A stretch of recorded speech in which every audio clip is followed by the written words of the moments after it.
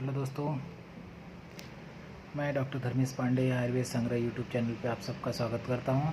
हम लोग पढ़ेंगे आज सुश्रुत सूत्र स्थान का 15वां चैप्टर स्टार्ट करेंगे। 14 चैप्टर तक हम लोग पढ़ लिए हैं। तो जो भी इसको वीडियो को देख रहा है वो ईयरफोन लगाए, थोड़ा मेरी वॉल्यूम जो है कम है तो आप लोगों को कम सुनाई देता होगा, क्योंकि मैं इससे ज़्यादा बोल ही नहीं पाता हूँ तेज़। तो आप लोग क्या करिए कि हेडफोन लगा के सुना करिए, और जो भी है, जो भी बताता हूँ इम्पोर्टेंट पॉइंट है उसको अंडरलाइन कर लिया करिए। तो स्टार्ट करेंगे हम लोग आज 15वां चैप्टर, दोष धातु मल क्षय वृद्धि विज्ञानी है, page number 73, doctor Ambika Datt Shastri की बुक है। तो स्टार्ट करते हैं। श्लोक नंबर फर्स्ट, अथातो दोष धातु मल क्षय वृद्धि विज्ञानी अध्यायम व्याख्या श्यामा।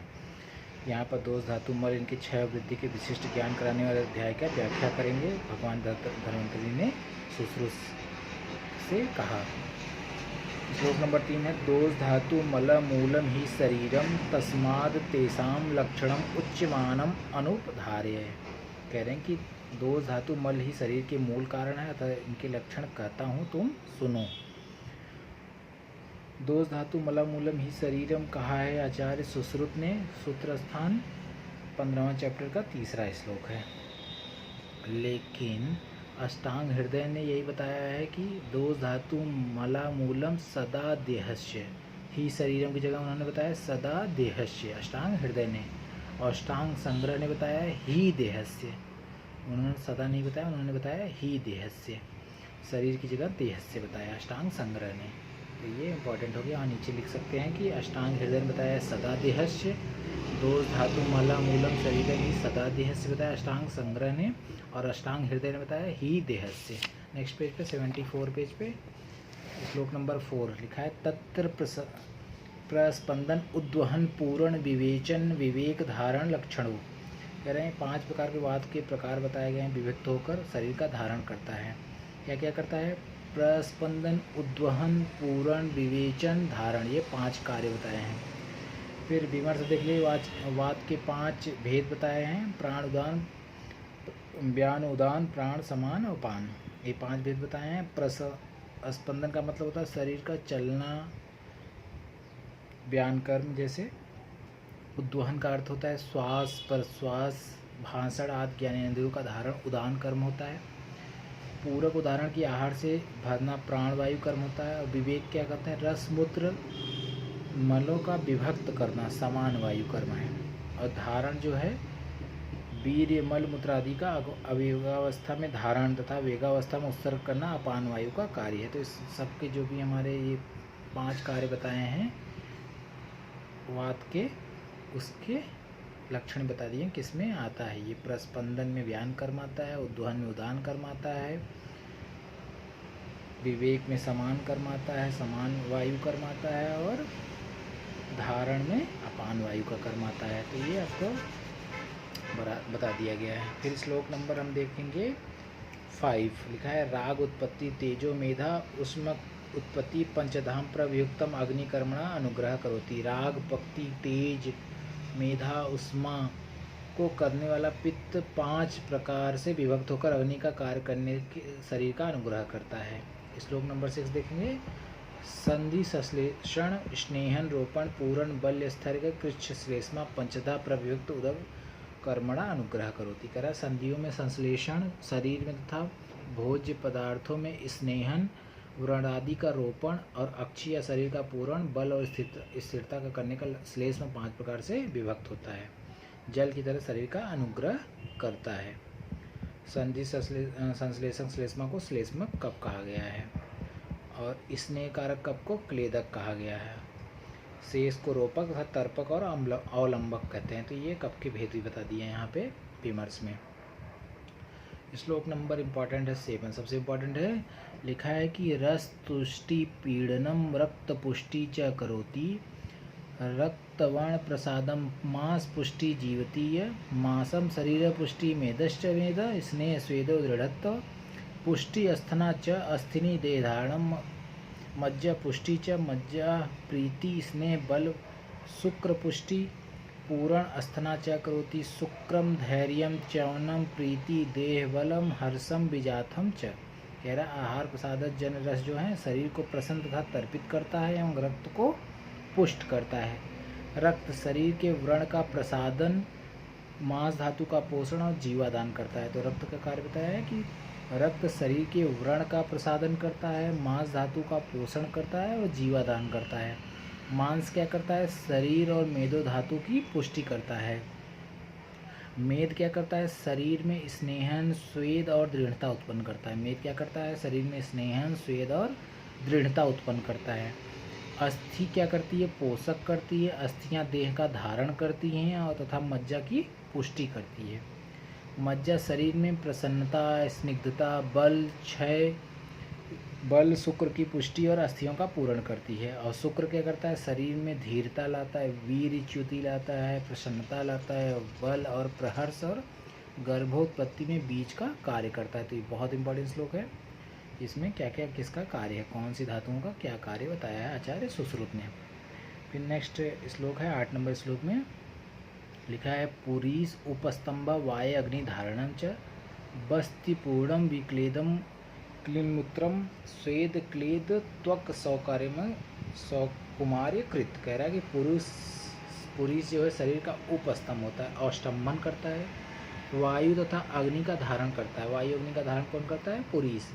मूत्र बस्ती को पूर्ण तथा शरीर में आर्द्रता करता है। श्वेत शरीर में क्ले तथा त्वचा का सुकुमार करता है। तो ये जो हमारे मल हैं उनके बता दिया गया पुरुष, मूत्र और श्वेत के बारे में। नेक्स्ट श्लोक है 9 नंबर रक्त लक्षणम आर्तवम गर्भकृचम गर्भ लक्षणम स्तन्यम स्तन्यो परित्वजनम जीवनम चेतिकर। शरीर के साधारण रक्त के समान लक्षणों वाला आर्तव रक्त होता है तथा गर्भ की स्थिति करता है। गर्भ के लक्षणों को उत्पन्न करता है।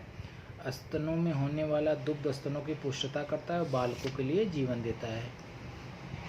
नेक्स्ट पेज पे 76 पेज पे इम्पॉर्टेंट है कि वातादि दोषों के लक्षण बताए गए। इसमें इम्पॉर्टेंट है श्लोक नंबर 11 तत्र वाच्छय मंद चेष्टता अल्पवाक प्रहर्षो अप्रहर्षो मूढ़ संहिता च पित्त क्षय मंद उष्मता अग्निता निष्प्रभत्वम च श्लेष्म क्षय रुक्षता अंतर्दा आमाशय श्लेष्माशय शून्यता संधि शैथिल्यम। संधि शैथिल्यम किसका लक्षण है? श्लेष्म क्षय का। इंपॉर्टेंट है, टिक कर लेंगे। तृष्णा दौर्बल्यम प्रजागरणम च। तृष्णा दौर्बल्यम भी श्लेष्म क्षय का लक्षण है। तो वात के क्षीण होने क्या बताया? शरीर की चेष्टाओं का मंद होना। तत्र वात क्षय मंद चेष्टा अल्प वाक्ता अप्रहर्षो मूढ़ संहिता च। चेष्टाओं का मंद होना, बोलने की शक्ति अल्प हो जाना, मन की प्रसन्नता का अभाव, संज्ञा का अल्प होना, ये लक्षण उत्पन्न होते हैं। ये है वात क्षय के लक्षण। पित्त क्षय के लक्षण क्या है? शरीर की गर्मी और पाचक अग्नि मंद हो जाती है। पित्त क्षय मंदोष्मा अग्निता मंदोष्मा अग्निता निष्प्रभत्वम च। कह रहा है कि अग्नि मंद हो जाती है, शरीर प्रभाहीन हो जाता है। और श्लेष्मा के क्षीण होने के क्या लक्षण है? संपूर्ण शरीर में रुक्षता अंतर्दाहम, शरीर के भीतरी अंगों में दाह। आमाशय के अतिरिक्त अन्य श्लेष्मा के आशयों में शून्यता प्रतीत होती है। श्लेष्माशय शून्यता। संधि शैथिल्यम। संधि शैथिल्यम किसका लक्षण है? श्लेष्म क्षय का लक्षण है। संधि शैथिल्यम श्लेष्म क्षय का लक्षण है। बहुत इंपॉर्टेंट है, पूछा जाता है बार बार। संधियों में शिथिलता, बार बार प्यास लगना, देह में दौर्बल्य और निद्रा का न आना, ये लक्षण उत्पन्न होते हैं। तो ये लक्षण किसके हैं? श्लेष्म क्षय के। तो वात क्षय के लक्षण बता दिया, पित्त क्षय के और कफ क्षय के। वात क्षय का श्लोक है वात क्षय मंद चेष्टा अल्पक वाक्ता अप्रहर्षो मूढ़ संहिता च पित्त क्षय मंद उष्म अग्निता निष्प्रभत्वम च श्लेष्माशय रुच्यता अंतर्दाहम आमाशय श्लेष्माशय शून्यता संधि शैथिल्यम तृष्णा दौर्बल्य प्रजागरणम च। फिर इम्पॉर्टेंट है, इधर फिर सारे धातुओं के क्षय बताए गए हैं। इम्पॉर्टेंट है पूरा श्लोक, 13 नंबर श्लोक है। तो ये पूछा जाता है, 15वां चैप्टर बहुत इंपॉर्टेंट है। फिर इसके बाद हम लोग पढ़ेंगे 13वां श्लोक, जो कि सब अलग अलग से पढ़ेंगे। रस क्षय, रक्त क्षय, मांस क्षय, मेद क्षय के लक्षण जो हैं आपको लर्न करने हैं, किसमें क्या आता है। करा रस क्षय हृदय पीड़ा कंप शून्यता तृष्णा च। रस क्षय हृदय पीड़ा होती, कंप शून्यता तृष्णा च। सोड़ी क्षय, रक्तक्षय में क्या होता है? त्वक पारुष्य अम्ल शीत प्रार्थना च शिरा शैथिल्यम। शिरा शैथिल्य किसका लक्षण है? सोड़ी क्षय का, बहुत इंपॉर्टेंट है शिरा शैथिल्य। मास क्षय स्फिक गंड ओष्ठ उपस्थ वक्ष कच्छा पिंड उदर ग्रीवा शुष्कता रौक्षम तोदो गात्राणाम सदनम धमनी शैथिल्यम। तो शिरा शैथिल्य पूछेगा तो सोणित क्षय, धमनी शैथिल्य पूछेगा तो मास क्षय, ग्रीवा शुष्कता पूछेगा तो मास क्षय, गात्राणाम सदनम पूछेगा तो मास क्षय। तो ये इंपॉर्टेंट है इसमें। मेद क्षय प्लीहा विवृद्धि संधि शून्यता। मेद क्षय में क्या होती है? प्लीहा की वृद्धि, तो प्लीहा वृद्धि पूछेगा तो मेद क्षय, संधि शून्यता पूछेगा तो मेद क्षय, रौक्षम मेदुर वांस प्रार्थना च, ये है मेद क्षय। अस्थि क्षय अस्थिशूलम दंत नख भंगो। अस्थि शूल होगा तो क्या? अस्थि का क्षय होगा तो अस्थि शूल होगा, अस्थियों में वेदना होगी, दंत नख का भंग हो जाएगा, रौक्षम च रुक्षता आएगी। तो मज्जा क्षय में क्या होगा? अल्प शुक्रता। अल्प शुक्रता किसका लक्षण है? मज्जा क्षय का। पर्व भेदो अस्थि निस्तोदो अस्थि शून्यता च। तो अस्थि शून्यता किसके लिए लक्षण है? मज्जा क्षय के लिए। और संधि शून्यता मेद क्षय के लक्षण है, तो संधि शून्यता मेद क्षय के लक्षण है। करा शुक्र क्षय मेड वृषण वेदना अशक्ति मैथुने चिरादा प्रसेको चल्प शुक्र दर्शनम। गात्राणाम सदनम किसका लक्षण है? मांस का। मेद क्षय का लक्षण है संधि शून्यता, इंपॉर्टेंट है। अस्थि शून्यता किसका लक्षण है? मज्जा क्षय का। शिरा शैथिल्यम किसका लक्षण है? रक्त का। धमनी शैथिल्यम किसका लक्षण है? मास क्षय का। धमनी शैथिल्यम फार्मूला बना लिए तो DM मास क्षय से धमनी शैथिल्यम। फिर आ जाएंगे हम लोग मल के जो क्षय बताए गए हैं पुरुष क्षय के बारे में पढ़े। हम लोग पढ़े वात क्षय के बारे में, फिर पित्त क्षय के बारे में, फिर कफ क्षय के बारे में, फिर सभी धातुओं के रस रक्त मांस मेद अस्थि मज्जा शुक्र के क्षय के बारे में। अब पढ़ेंगे मल के क्षय के बारे में। पुरुष क्षय हृदय पार्श्व पीड़ा स शब्दस्य च वायु ऊर्ध्वगमनम कुच्छ संचरणम च। हृदय पार्श्व पीड़ा पुरुष क्षय का लक्षण है। मूत्र क्षय बस्ती तोदम अल्प मूत्रता च। अल्प मूत्रता च लक्षण किसका है? मूत्र क्षय का। और बस्ती में तोद होगा, पेन होगा, तो वह भी लक्षण है मूत्र क्षय का। अत्रापि स्वनिर्धनम द्रव्याणि प्रतिकार स्वेद क्षय स्तब्ध रोम कूपता। स्तब्ध रोम कूपता ये भी स्वेद क्षय का लक्षण है कि जो रोम में स्तब्धता आ जाएगी, तो वो लक्षण किसका है? स्वेद क्षय का लक्षण है। त्वक शोष भी लक्षण क्या है? त्वचा में अगर शोष सूखता आ जा रही तब ये भी लक्षण किसका है? स्वेद क्षय का है। स्पर्श वैगोडियम स्वेदनाश्च तत्र व्यंगम स्वेद उपयोगश्च, ये भी लक्षण आपके बताए गए हैं। अब इम्पोर्टेंट पढ़ेंगे आर्तव क्षय। आर्तव क्षय श्लोक नंबर 16 पेज नंबर 77 पे सूत्रसंग का 15वां चैप्टर पढ़ रहे हैं हम लोग। आर्तव क्षय यथोचित कालम दर्शनम अल्पता वा योनि वेदना च तत्र संशोधनम आग्नेयानम च द्रव्याणाम विधि उपयोग। लक्षण है आर्तव क्षय के यथोचित काल दर्शनम अल्पता वा योनि वेदना च। फिर स्तन्य क्षय पढ़ेंगे।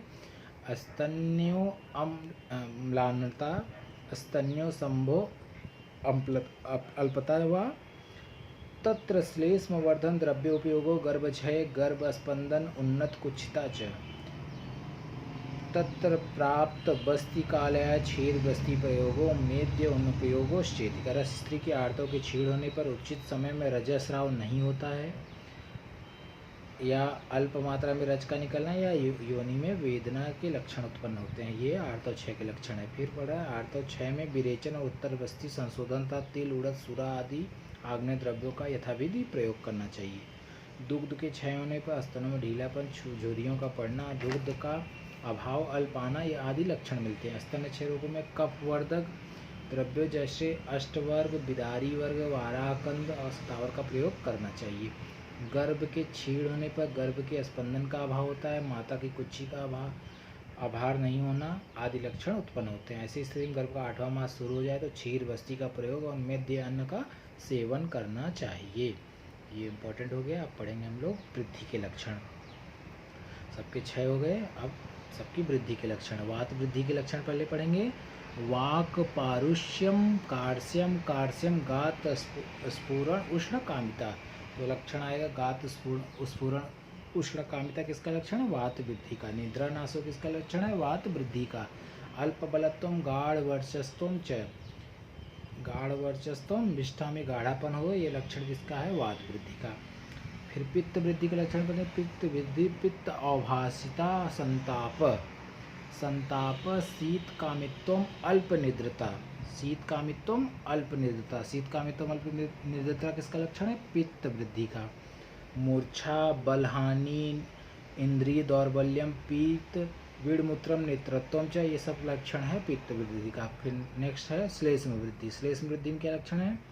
सौक्ल्यम शैत्यम स्थैर्यम गौरवम अवसाद तंद्रा निद्रा संध्यस्थि विश्लेषण चाहिए, लक्षण है श्लेष्म वृद्धि का। श्लोक नंबर 18 पेज नंबर 78 पे सबके वृद्धि के लक्षण बताए हैं, वात के, पित्त के और कफ के। फिर पढ़ेंगे हम रसों में वृद्धि और सारे धातुओं में वृद्धि।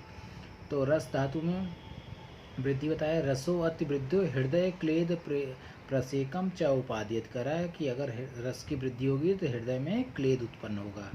प्रसेकम च उपादिति, हृदय में क्लेद, मुख से लार का टपकना, यह लक्षण मिलता है।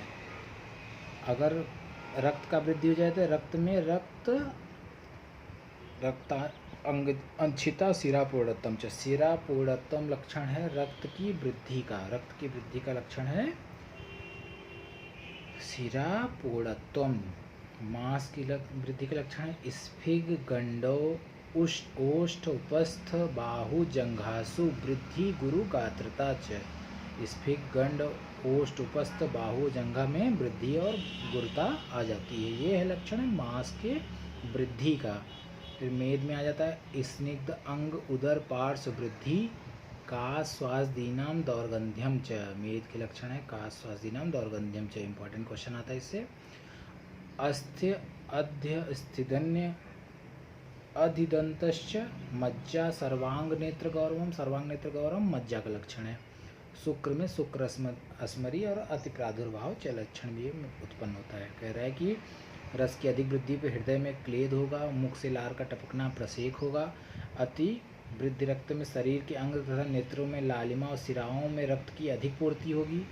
अधिक बढ़ा हुआ मांस नितंब गंड ओष्ठ मूत्रेंद्रीय उरर प्रदेश बाहु और जंघा की में अधिक वृद्धि शरीर में भारीपन पैदा करेगा। अधिक बढ़ी हुई मेद धातु शरीर में अंगों की अधिक स्निग्धता, उदर पंसवाड़ों की वृद्धि का स्वास्थ्य शरीर में दुर्गंधी, ये लक्षण उत्पन्न करते हैं। और अस्थि की वृद्धि में चढ़कवा अस्थिदंडों का उत्पन्न करता है। अतिवृद्धि मज्जा में शरीर समस्त अंग विशेष नेत्रों में गुरुता होती है, तो सर्वांग नेत्र गौरवम च मज्जा का लक्षण है। शुक्र का वृद्धि का लक्षण शुक्र स्मरी वीर का अधिक पात करना। फिर पुरीस मतलब जो भी मल की विष्ठा है उसकी जो वृद्धि के लक्षण है वो पढ़ेंगे। वृद्धि के लक्षण में क्या लिखा है? पुरीस आटोपम कुच्छे शूलम च, पुरीस आटोपम कुच्छे शूलम च, पेट में आटोप होगा और शूल उत्पन्न करेगा, ये पुरीस की वृद्धि के लक्षण। मूत्र में मूत्र वृद्धि मुहुर्मुहुर प्रवृत्ति बस्तितोदो आध्यानम च, कह रहा है कि मूत्र की वृद्धि में मात्रा में मूत्र निकलना, बार बार मूत्र की प्रवृत्ति, बस्ती में सुई चुभने सी पीड़ा होगी। बस्तितोद आध्यानम च, स्वेद त्वचो दौर्गंध्यम कंडुचत, अगर स्वेद का अधिक मात्रा में निकलना त्वचा में दुर्गंध और खुजली उत्पन्न करेगा। नेक्स्ट है श्लोक नंबर 21 लिखा है आर्तव अंगमर्द अति प्रवृत्ति दौर्गंध्यम च, आर्तव की वृद्धि से अंगमर्द में अति प्रवृत्ति दौर्गंध्यता होगी। स्तन्य में स्तन्य और पिनत्वम मुहुर्मुहुर प्रवृत्ति तोदम च, और गर्भज जठराभि वृद्धि स्वेदम च, करा कि अंगों में वेदना होगी आर्तों की वृद्धि से। अंगों में वेदना, रजस्राव का अधिक होना, दौर्बल्य उत्पन्न होता है। अधिक वृद्धि दुग्ध स्तनों में स्थूलता, बार बार दूध की प्रवृत्ति, स्तनों में सुई चुभने से पीड़ा होती, बढ़ता हुआ उदर को बढ़ाता है और पसीना पैदा करता है। ये इंपॉर्टेंट हो गए आर्तव वृद्धि के। फिर ओज के प्राकृत कर्म बताया है श्लोक नंबर 25 में देखना। तत्र बलेन स्थित उपचित मांसता सर्वचेष्टा स्वप्रतिघात स्वर वर्ण प्रसादो वाय अभ्यंतरणम च करणानाम कार्य प्रतिपत्ति भवती, करा इस बल में मांस धातु स्थिर और पुष्ट होती है। मनुष्य सर्व प्रकार के कार्यों करने में समर्थ होता है। उसका स्वर वर्ण प्रसन्न वाय तथा आभ्यंतरिक मन बुद्धि और कर्म ज्ञानेंद्रियों अपने अपने कार्यों को करने में उत्तम रूप से प्रवृत्त होता है। तो ये है ओज के प्राकृत कर्म, इम्पॉर्टेंट है। फिर श्लोक नंबर है इम्पॉर्टेंट सबसे 29 श्लोक इम्पॉर्टेंट है।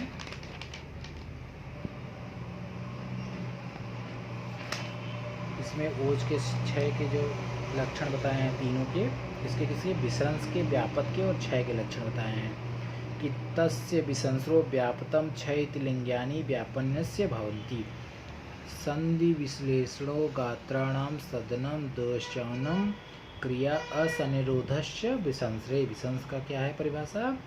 संधि विश्लेषो गात्राणाम सदनम दोषानम क्रिया असनिरोधस्य विसंसरे।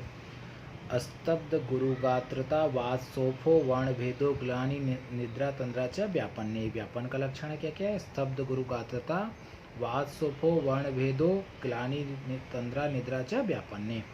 मूर्छा का लक्षण है मूर्छा माश्चयो मोह प्रलापो मरणामिति च 6 का लक्षण है।